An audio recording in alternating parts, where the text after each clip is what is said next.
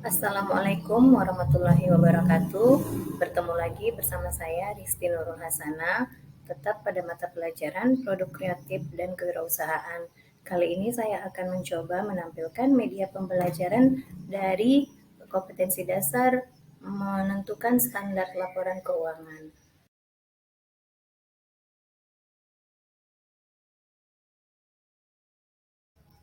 Materi pada pertemuan kali ini adalah tentang laporan keuangan, di mana kompetensi dasarnya untuk kompetensi keahlian yaitu menentukan standar laporan keuangan dan untuk kompetensi keterampilannya menyusun laporan keuangan.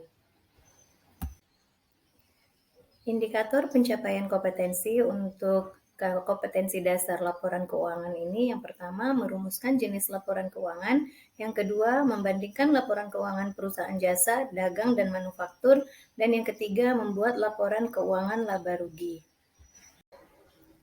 Adapun tujuan pembelajaran yang ingin dicapai, setelah mengikuti serangkaian kegiatan pembelajaran dengan menggunakan model pembelajaran Project Based Learning, peserta didik diharapkan mampu merumuskan jenis laporan keuangan dengan baik, membandingkan laporan keuangan perusahaan jasa, dagang, dan manufaktur dengan benar, dan membuat laporan keuangan laba rugi dengan teliti.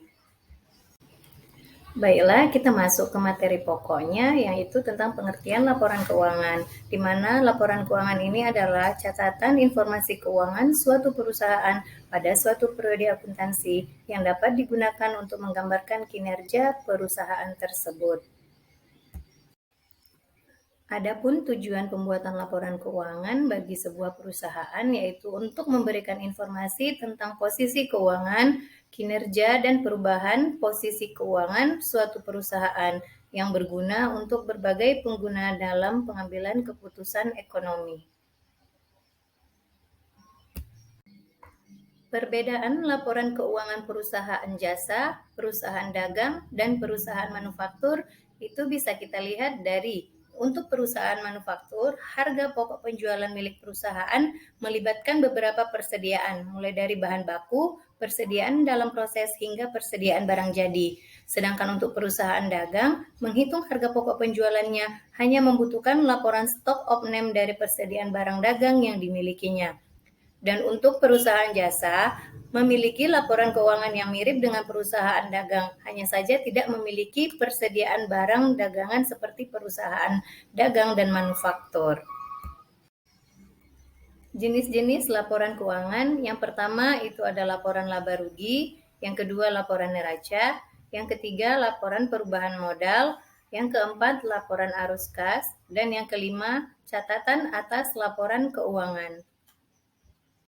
Baiklah, kita masuk ke laporan keuangan yang pertama, yaitu laporan laba rugi, yang dimana pengertian dari laporan laba rugi ini adalah laporan yang berisi pendapatan dan beban perusahaan yang nantinya akan menghasilkan laba atau rugi bersih dalam satu periode.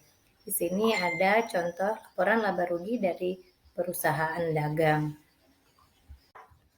Untuk laporan keuangan selanjutnya yaitu ada laporan neraca, di mana laporan neraca adalah laporan keuangan yang di dalamnya terdapat beberapa informasi mengenai akun-akun aktiva serta hal-hal yang menjadi kewajiban perusahaan dalam satu periode.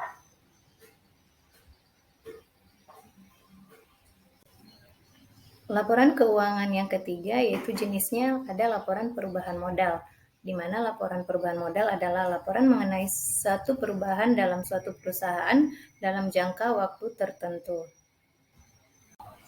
Laporan keuangan yang keempat yaitu adalah laporan arus kas, di mana laporan arus kas ini mempunyai pengertian bahwa laporan keuangan tentang informasi penerimaan dan pengeluaran kas dalam sebuah perusahaan pada periode waktu tertentu.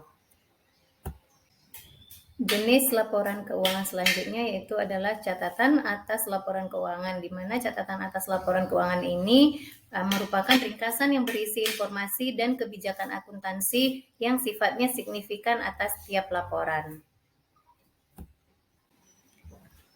Demikian yang dapat saya sampaikan terkait penjelasan materi tentang laporan keuangan pada pertemuan kali ini.